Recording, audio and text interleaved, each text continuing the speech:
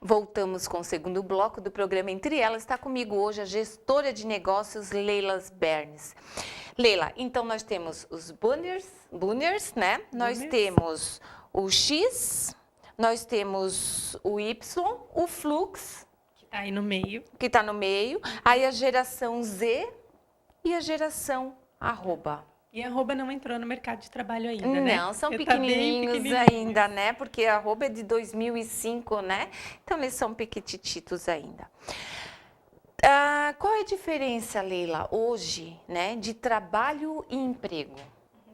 Olha, para quem contrata, sente que às vezes as pessoas estão atrás do emprego, né? E a gente usa esses termos para geração Y, né? Para dizer, pois é importante a gente falar, assim, quando a gente fala de gerações, a gente mexe com muitos egos, sabe? Com muitos valores, com muitas expectativas. E a ideia não é defender, né, nenhuma delas, mas é entender por que elas são existem, assim, né? E por que existem essas gerações, né? E que se não cada geração foi super importante, por isso que a gente falou no começo, né? Eu não sei se a geração, eu não sei dizer hoje se a geração que construiu o mundo assim ou se esse mundo que construiu a geração assim. Mas cada uma tem a sua real importância, o seu real valor. Eu até sinto que é consequência da sociedade, do momento econômico que estava sendo vivido, do momento social, mas que elas também vão fazendo esses movimentos. Todas as juventudes de todas as gerações fizeram algum movimento, sabe? Então tem, né, o seu real valor. Cada uma tem uma parte, né? Tem, cada responsável. Um tem um objetivo. E assim, Leila, olha só, já que os boomers vieram de uma gestão tão rígida, aí vieram os X, né? Vieram os X para dar uma continuidade, mas menos acelerada. Aí chegou o Y, que desacelerou. Isso vai fazer um bem para a sociedade ou vai atrapalhar em alguma coisa? Porque os boomers, eles não aceitam essa flexibilidade, vamos dizer, essas mudanças constantes, né? Então, a gente consegue perceber que, vamos pensar pelo olhar das empresas, né? Antes, eu vou dizer bem antes mesmo, 1970, mais ou menos, quando se fazia um planejamento estratégico, ele não tinha muita alteração, sabe, Lu? A gente conseguia prever exatamente o que ia acontecer. Era aquilo e deu, né? Era, né? Não tinha muita instabilidade econômica e política. Não tinha. As coisas demoravam muito para acontecer em função de... Era hierarquia também muito alta, tinha o presidente, o vice-presidente, o auxiliar do vice-presidente, o secretário do vice-presidente, e subgerente.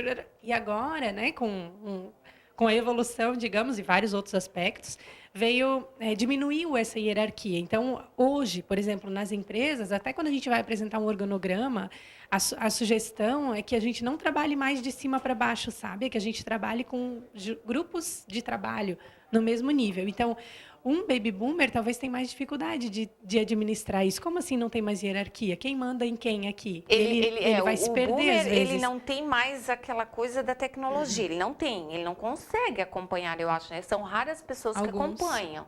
São raras. Aqui também tem vontade de acompanhar. Só que a geração Y, ela é mais rápida. Isso, e precisa. Hoje, quando a gente faz um planejamento estratégico, a gente não tem certeza nem daqui a 6 meses o que vai acontecer. Então, precisa realmente se movimentar, Leila, a geração boomer era assim, ó, se o emprego dela, se o trabalho dela se iniciava às 8 da manhã, 15 para as 8, ela estava na portaria. E a Y, a Z, né? Essa fluxo, né? Que a gente X ainda é mais certinha também. A X é extremamente responsável. Essa não, se é 8, é 15 para as 8 que ele vai começar a se arrumar. Mas a questão é da lei da oferta e da procura também, sabe, Lu? Antes, quantos empregos tinham, né? Se a pessoa perdesse emprego, ela estava meio acabada, gera rotatividade. Sabe? Aqui não. Hoje a gente percebe, eu trabalho com recrutamento e seleção, né? E a gente ouve assim, a gente fica indignado, tá todo o processo quase terminado, tudo ok, a empresa gostou, e aí? Ai, vou deixar para outra pessoa, então. Não, então deixa que eu estou no seguro-desemprego. É triste, sabe? Mas as pessoas estão com outros valores mesmo. Elas hoje não se dedicam mais tanto às empresas, porque elas não veem na empresa o resultado também, E o que vai ser sabe? do nosso futuro? Vão ser empresas mais dinâmicas, vão ser trabalhar com essas pessoas. Não adianta. Quanto como mais... vai ser o trabalho dos arroba? Pois é, eu penso... Ai, meu Deus, bem polêmico, né?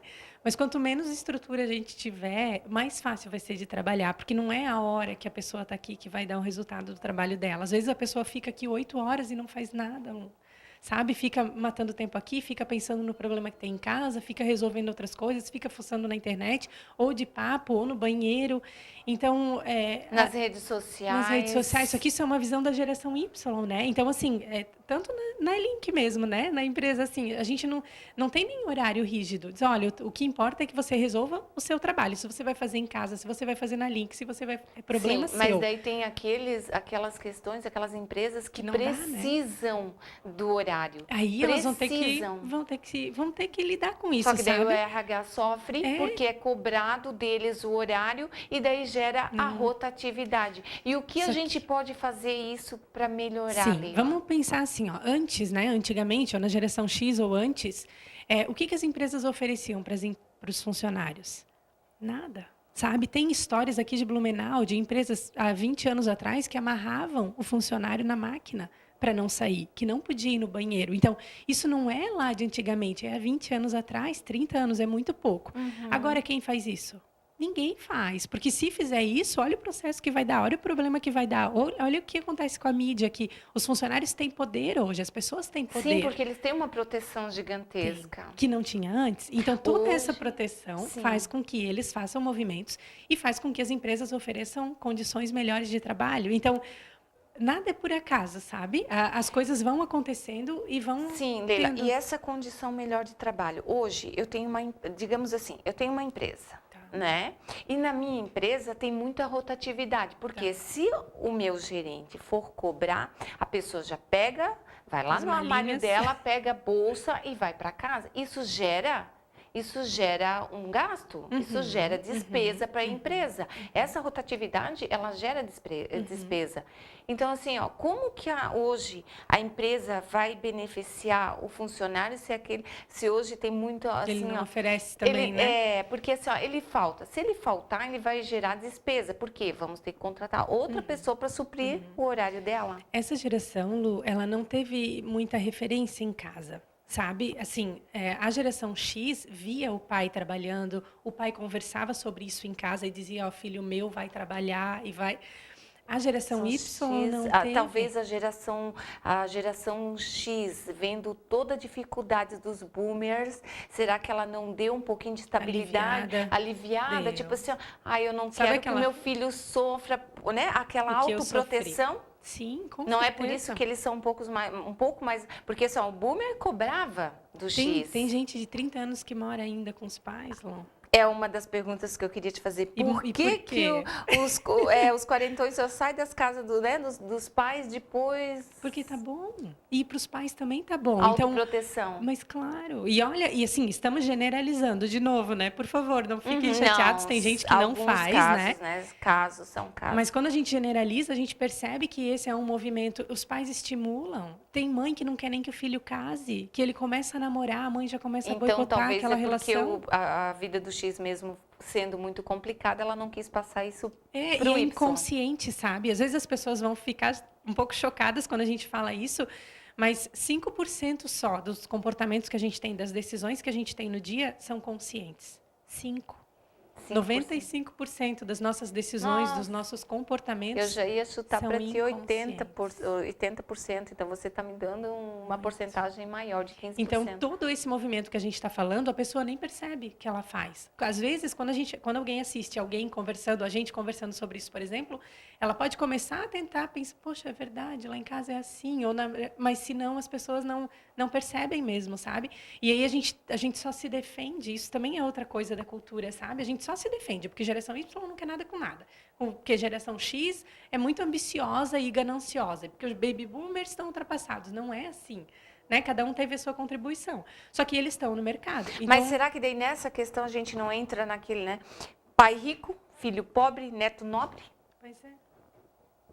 Porque hoje... assim, como que hoje a geração Y e essa, né, a geração Z, a geração arroba que está vindo agora, como que eles vão administrar uma empresa se eles não têm essa responsabilidade? Pois é, do jeito que eles podem. Às vezes a gente, na cabeça do X, na cabeça do Baby Boomers, não existe.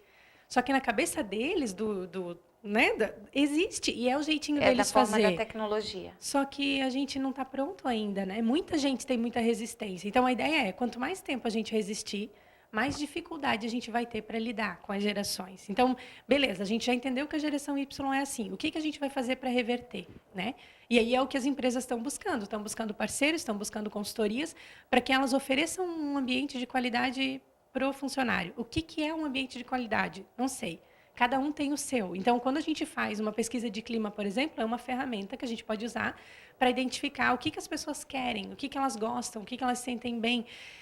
Se a gente vai olhar a empresa de tecnologia, que é bastante ainda, bem forte, né? Como é que é o ambiente de trabalho deles? É bem diferente. Né? O Google, por exemplo, que é uma referência hoje de empresa de sucesso, o Facebook, né? É uma referência também. Então, são empresas que lá o ambiente de trabalho tem cachorro, tem mesa de tênis de mesa, tem comida livre à disposição das pessoas. Não tem horário, né? Não tem horário para se alimentar. Então, não tem. Então, isso é uma tendência. Quanto mais a gente demorar para perceber, mais a gente vai sofrer. Mas aí, na produção, ainda tem empresa de produção, mas tem menos, a gente percebe, né? Hoje, aqui no Brasil, por exemplo, a gente percebe que tem muita importação, muita empresa que vai para fora fazer o seu processo produtivo e traz para cá só a negociação, prontinho, a venda, já, pronto, prontinho. Que é uma tendência de evolução também, assim, né? Se a gente olha os estados, porque o Brasil também é muito jovem, né? Leila, nós já vamos dar continuidade, o papo está muito bom, você fique ligado, né, para conhecer um pouquinho dessas gerações. Vou para um breve intervalo comercial, volto já, não sai daí.